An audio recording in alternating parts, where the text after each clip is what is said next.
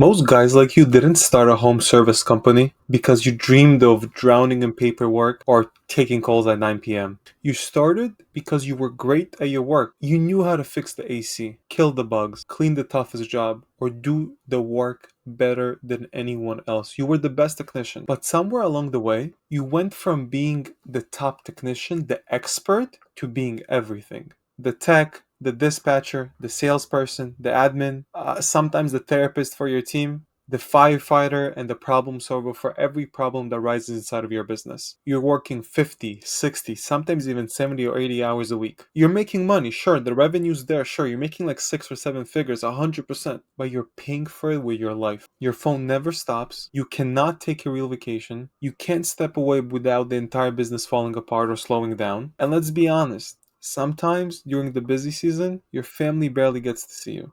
At that point, you don't own a business. You own a very stressful job with much more risks and liabilities and with much fewer breaks and paid time off. But here's the truth, it doesn't have to be this way. That's why I'm making this video, because my mission is simple. I want every home service business owner to feel free again, to work less, to make more, and actually enjoy the business and their life instead of just feeling stuck in them. Because imagine a business that runs like a machine, like clockwork. One that makes your money whether you're on the field, inside of your office, in your truck, at your kid's ball game, or just sitting at a beach on a vacation with your family with your phone off. A business that gives you more profit, more freedom, and finally lets you enjoy the life you thought you were building when you first started the business. This isn't some dream, this isn't some get rich quick scheme, but it's 100% possible. And this video is the blueprint to how to get there. This video will show you how to close the gap between working in your business and working on your business, between being stuck in your business to finally owning it. I'm Eli.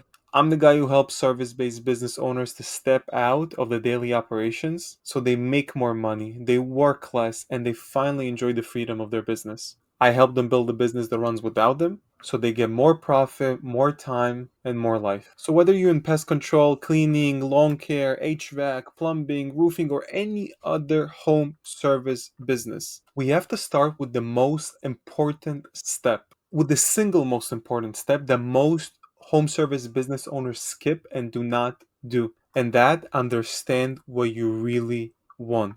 Because I work with home service business owners, I work with 6 to 7 figure business owners, and I hear this all the time. I want to grow, I want to have more leads, I want to hire more people. But growth without direction, that's not growth, that's just chaos, and it never works long term. Look at this visual here. Before you do anything, you have to get clear on few non-negotiables. How many hours per week do you actually want to work? Is it 25? Is it 60? Is it 70? Is it 5? How much time off for vacation do you want? Is it 2 weeks per year? Is it 4 weeks per year? Is it 2 months per year?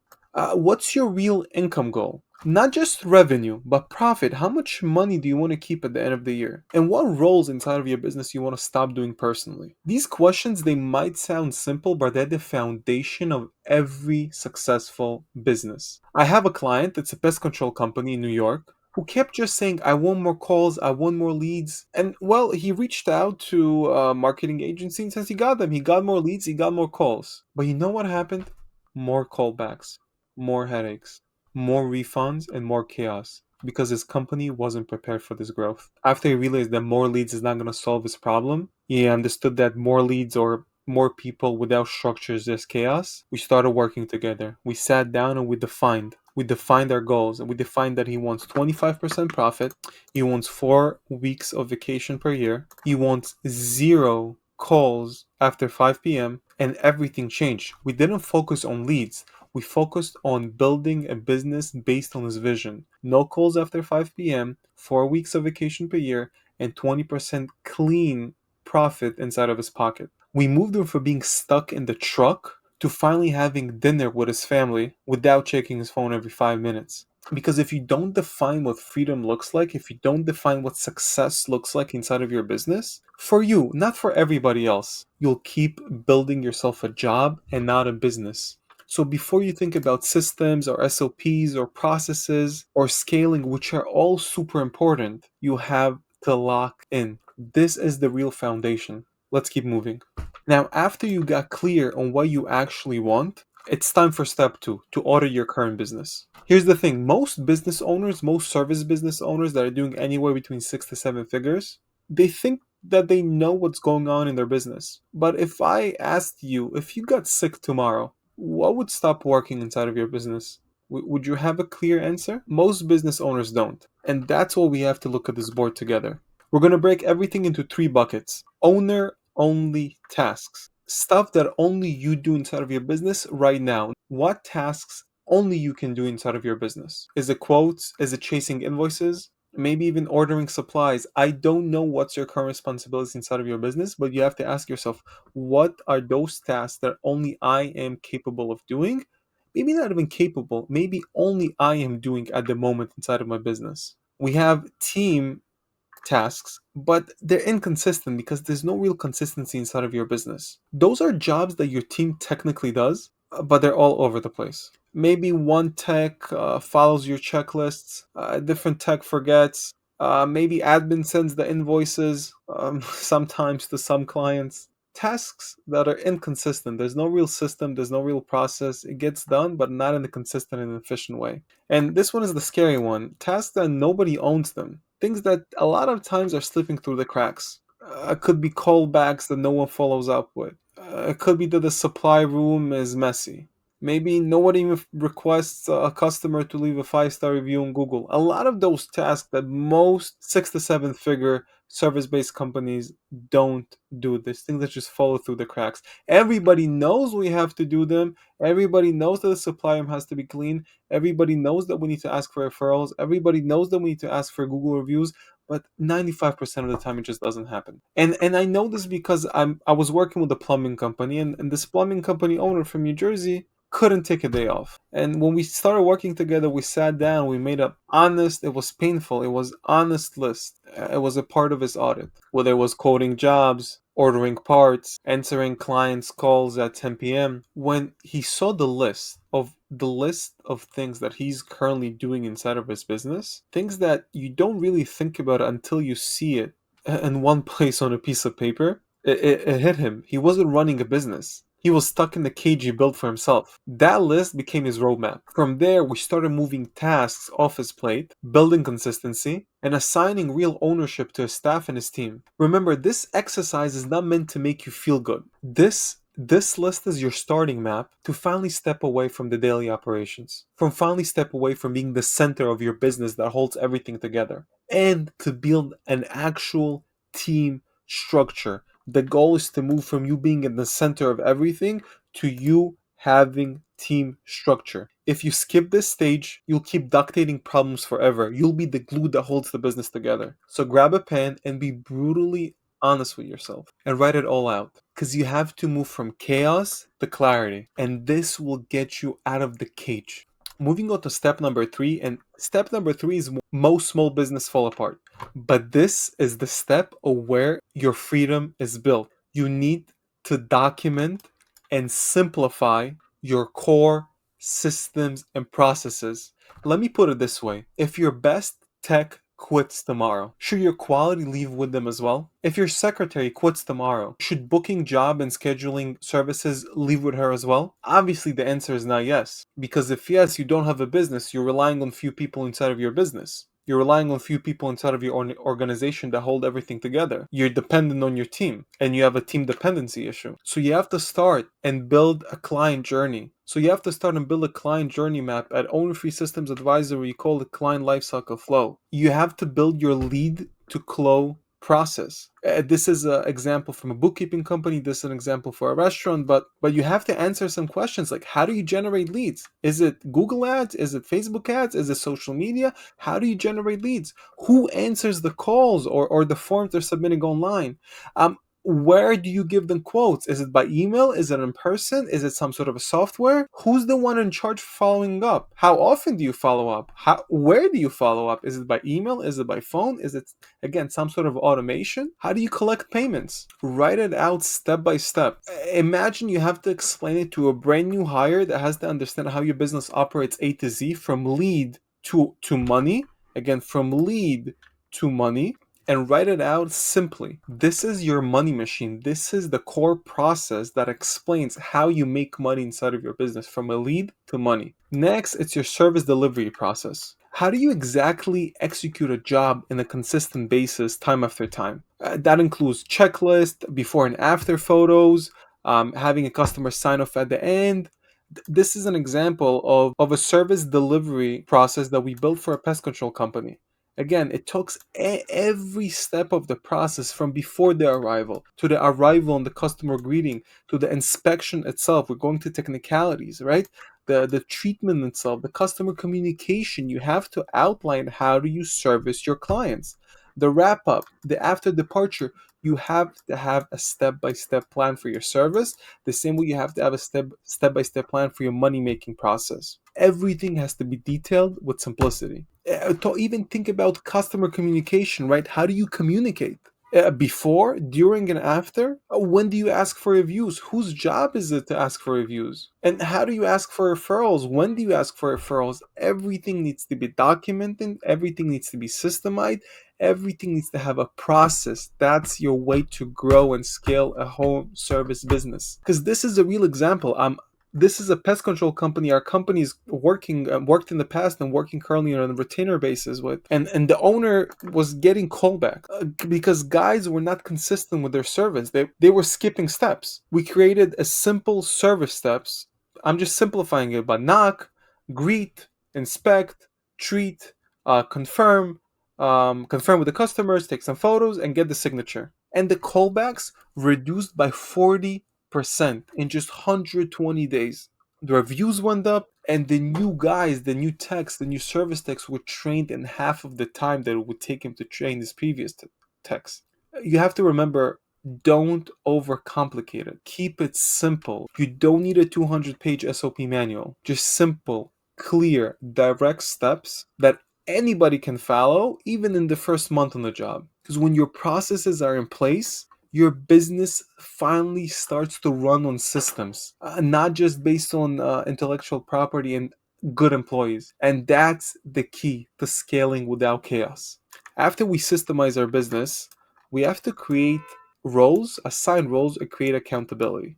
Step 4 is where most service business owners get stuck or finally start breaking free. Because here's the problem: in most small home service businesses that are 6 to 7 figures, anywhere from 3 to 20, 25 employees, everyone does everything. And no one really owns anything inside of the business. That's why a lot of times you hear, oh, I thought that Joe was taking care of that. Or that's Marie's job, or that's not my job, I shouldn't be doing it. When you don't define roles clearly, you as the owner end up in the middle for every problem, having to solve all those problems, having to firefight, and that takes your energy and that takes your focus. And check this out, you don't need a fancy 50-page organizational chart. Focus on simplicity. Don't build a 50-page chart that nobody will understand. We want a simple accountability chart. Think like dispatcher, what's his job, or field manager, or admin, or a sales estimator if you have them. What are their roles? For example, the dispatcher's job is the schedule job, route optimization, and tech support during the day. The field manager or service manager's job is to oversee field technicians, quality checks, on-site problem solving, training new techs. The tech's job is the service delivery, the weekly prep, the job notes, and the reporting. Each person inside of your business needs to know what his role is, what his responsibility is in a crystal clear way. When we assign a name to a role, when we assign a name to each box, people know exactly what they own, and more importantly, what they don't own. I really learned this the hard way because I worked with the HVAC team once, and the office was blaming techs for the bad reviews. And the techs were blaming the office for bad scheduling. We drew with the business owner the simple chart: who owns scheduling, who owns customer updates, who owns follow up and reviews. We made it clear, and within weeks, the finger pointing stopped, the fighting stopped, and the fixing started. Remember, most employees say, not my job, because you haven't actually made it their job. You never had a conversation. You never gave them a crystal clear explanation what their job is and what success looks like. Once you do this right, you stop being the catch all. You move from chaos to clarity, and your people, your staff will start solving problems inside of your business without you. Print this chart, hang it in your office, and review it weekly at your team meetings, which I'll speak to at step number 9. So, what you have to do is list the core functions you need to cover each day, like what needs to happen inside of the business, right? You have to turn each function into a clear role. Who owns this job? Is it the admin? Is it the technician? Is it the dispatcher? And assign one, not two, one name per box. Accountability equals one person. And share with the team. Update on a weekly, bi weekly, monthly basis when you need it. But this will eliminate that. Oh, I didn't know I have to do this. I thought Joe's doing it. No. All those excuses will be eliminated instantly. Print this out, hang it in your office so everybody knows, everybody will feel accountable and own their job and own their roles. Step number 5, it's all about stop babysitting. I know it sounds funny, but most small business owners are in the babysitting trap. Most small business owners, they train new hires like this. Hey, you for week 1, follow this guy, follow Joe for the next week, and learn from him, asking questions and figure it out. Step number 5, it's all about onboarding the proper way and training the proper way your staff. A repeatable training system fixes all of the babysitting problems. It means faster ramp ups for new hires, higher quality work, and way less stress for you. You have to build one of these for your business, right? It's all about what needs to happen a week 1, a week 2, a week 3. For example, this is the pest control company. A week 1, when they hire someone, this is what we did with them. We have to cover safety and compliance. We have to cover company mission, values, and expectations for this role that we're hiring, and shadow and experience tech on basic calls. But week number two, we're focusing on assisted practice, meaning he's running small tasks with supervision. He does ride-alongs with feedbacks. He starts learning the CRM and the tools we're using inside of our business. He's about 20% productive. Week 3, it's all about starting being independent and some check-ins to make sure he's doing it correctly. Handle most of the service calls on his own, obviously with the field tech, the manager support. Daily debrief, focus on communication, on sales skills. At this point, the new hire is about 60 to 70% up. And week 4 to 6, he's probably trained 80 to 100%. Working solo, we can trust him solo and start bringing revenue. So again, week 1, week 2, week 3, week 4, week 6, we have to create a training systems. And how do we do that? We create it with short videos, whether it's quick clips on equipment that we have, safety, and even sales scripts. We have clean sheets, the SOPs, the protocols, whatever you call it. Simple one-pagers for treatments and troubleshooting, and there's ride-alongs because we want him to learn from the senior techs and actually do work with his hands. And here's a quick story about the power of building a repeatable sales system.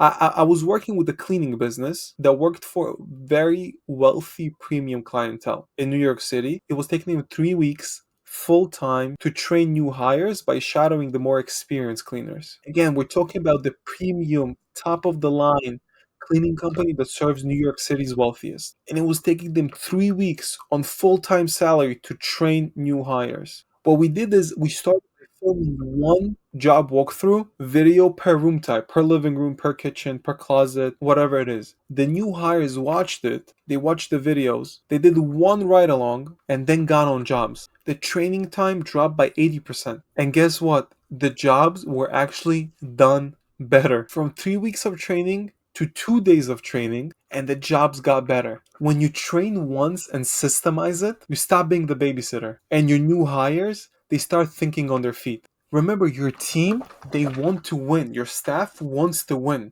but they can't win if they don't know how. Give them the playbook.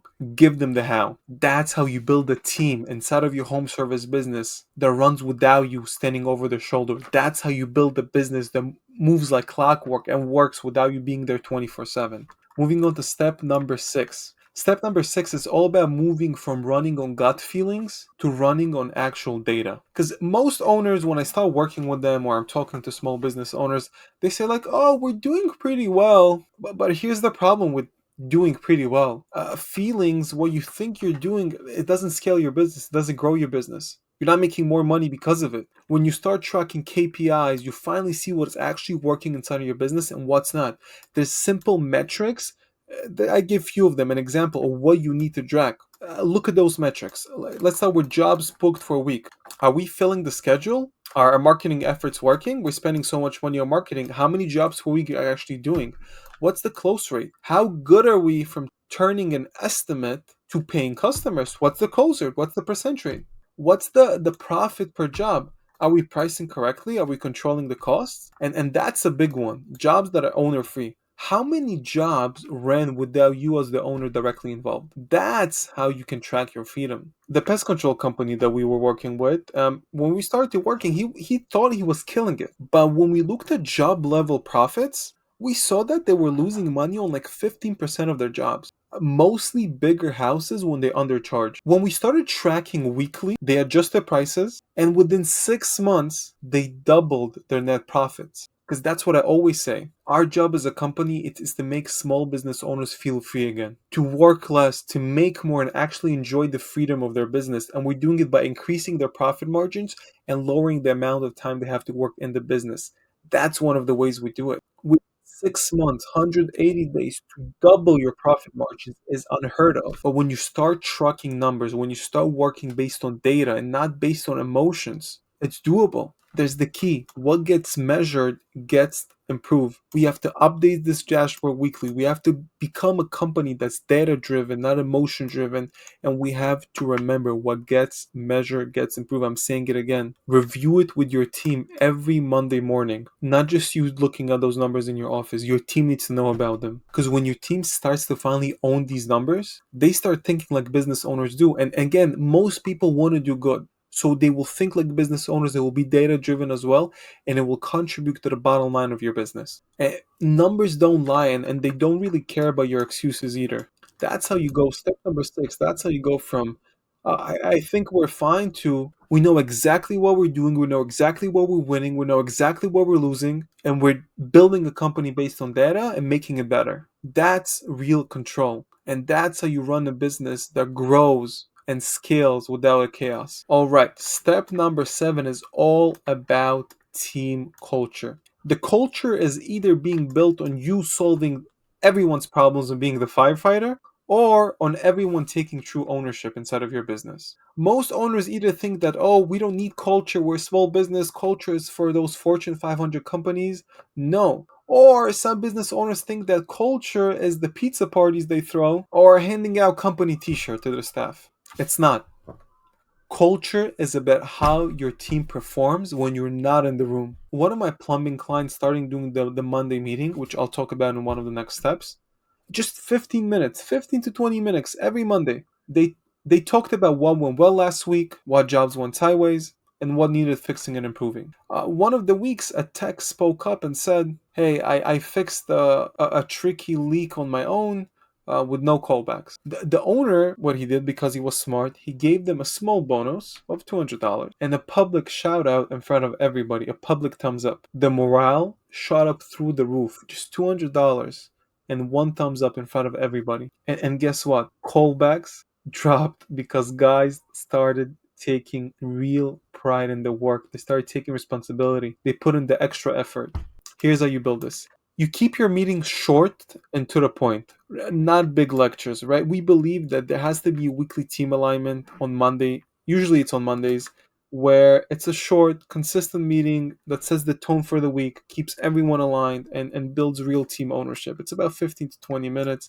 And again, we coach small business owners based on that. But if I would have to summarize it, you have to talk about your wins from last week.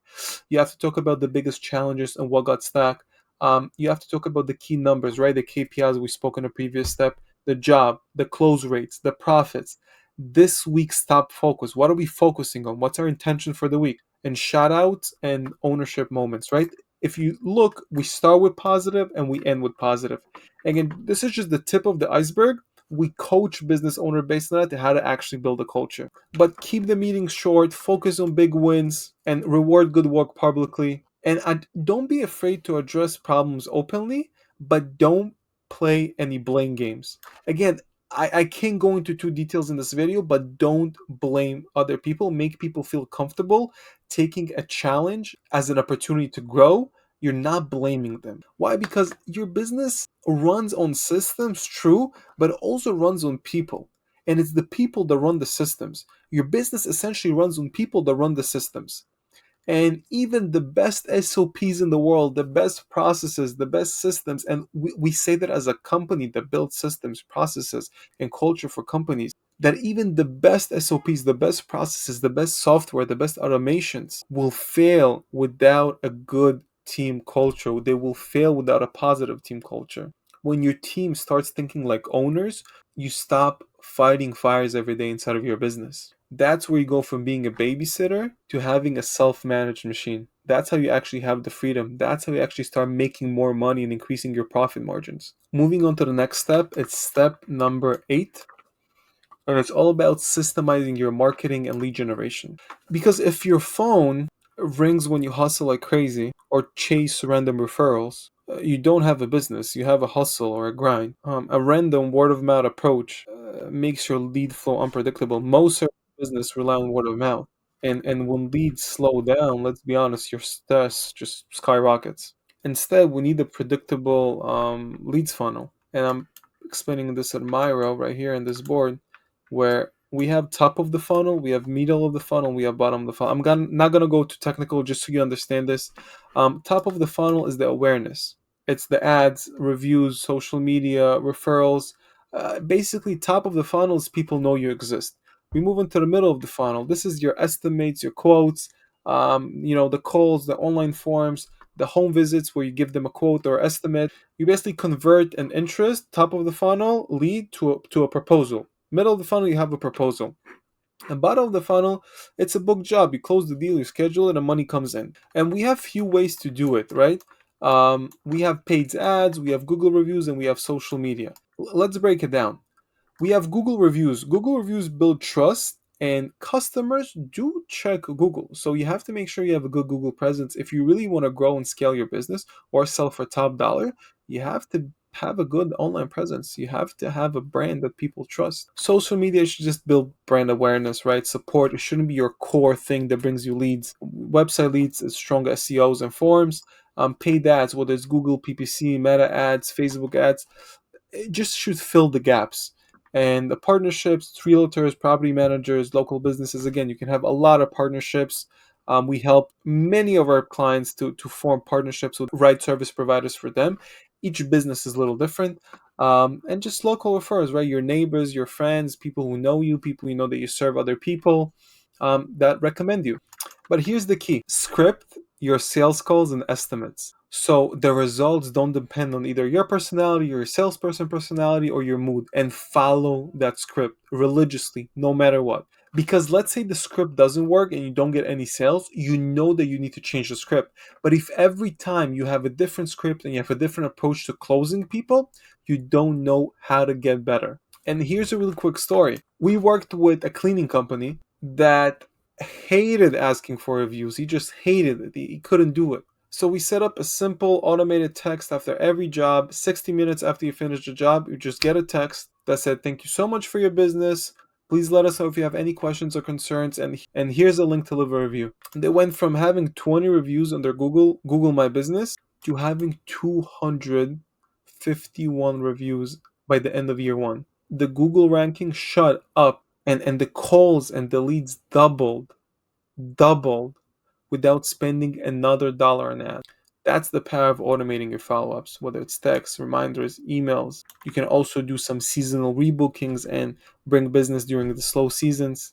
Because when your leads are systemized, you get easier scheduling, you get more leads, you have steadier cash flow, and let's be honest, you'll sleep better at night. Remember, predictable leads means predictable growth, and it means a business that doesn't rely on you and burning yourself and grinding to get business every month. You'll have more profit and more freedom. Step 9, the next step, is where owners start reclaiming their nights and their freedoms and their weekends. Because here's the truth, right? You make more money by solving more expensive problems. Let me repeat that. You make more money by solving bigger problems. No small problems, bigger problems. Not when you answer emails. Not when you write sticky notes or chasing invoices at 10 p.m. Look at this chart. From being, before, a lot of the businesses that we work with, before they work with us, The owner is involved in everything, in scheduling, in billing, in payroll, chasing reviews, ordering supplies. Maybe he doesn't do everything himself because, again, to work with us, you need to have more than one employee. But a lot of times you're involved with everything. You don't have a peace of mind. Even if you have 10 employees, you're involved with the dispatching, you're involved with the service, you're involved with the payroll, and you're involved doing everything, the scheduling calls, the invoices, the everything.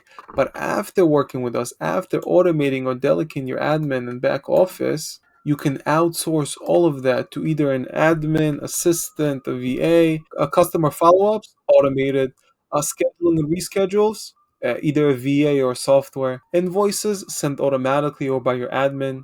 The supplies, they should be ordered without you even thinking about it. Quick story, the HVAC guy I mentioned before, he was literally scheduling every job on his own by himself with some sticky notes.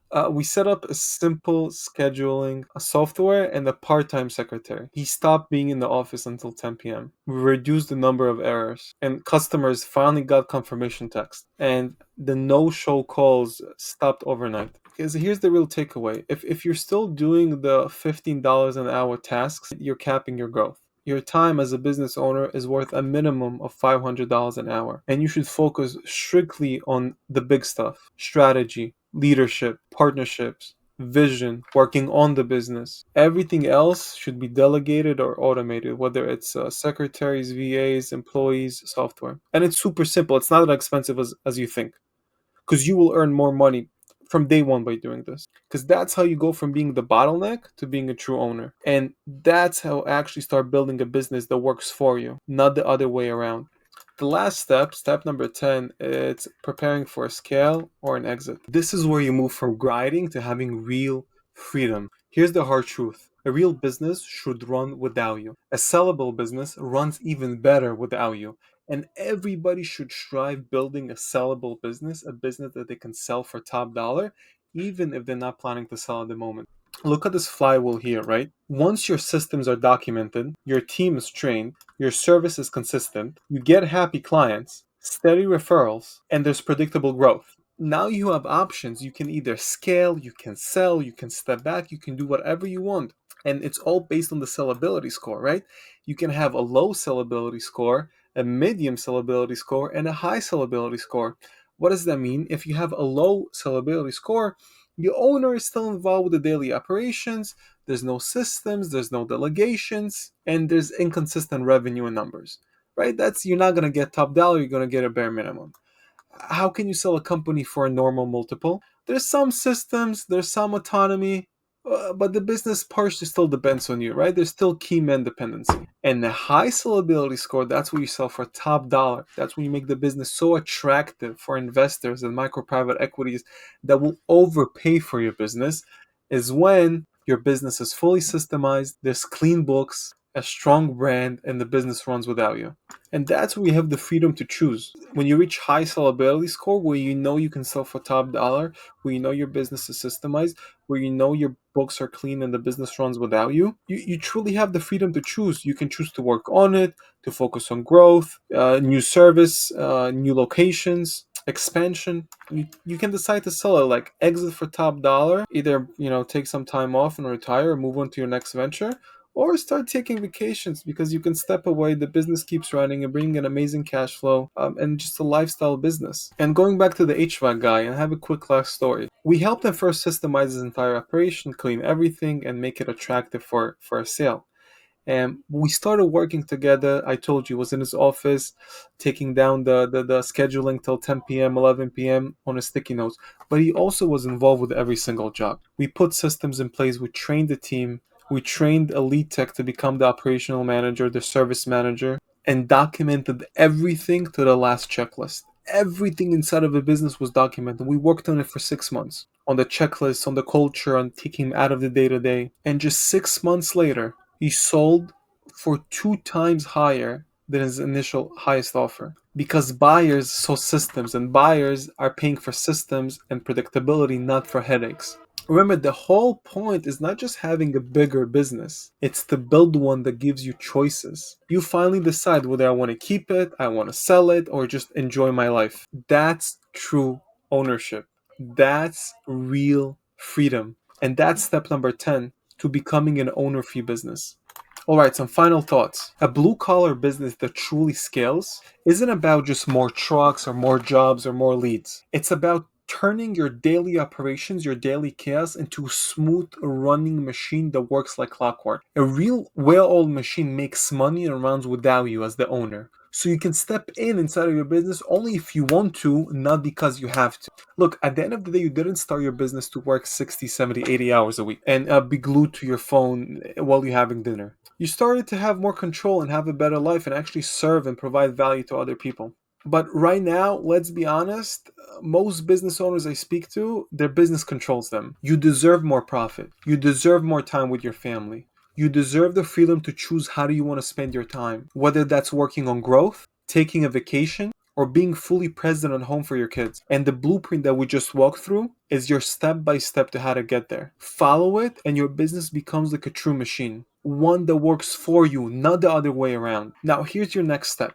Start today by writing your owner task list. Every single thing that depends on you right now inside of the business. And that list is your freedom map. Once you see it, you'll start removing yourself from the center. One task at a time, one process at a time. Because the sooner you get out of the weeds, the sooner you get out of the daily operation, it's the sooner you start living your life like a true business owner. And I promise you, you can do this because we did this for over 25 businesses. Get to work.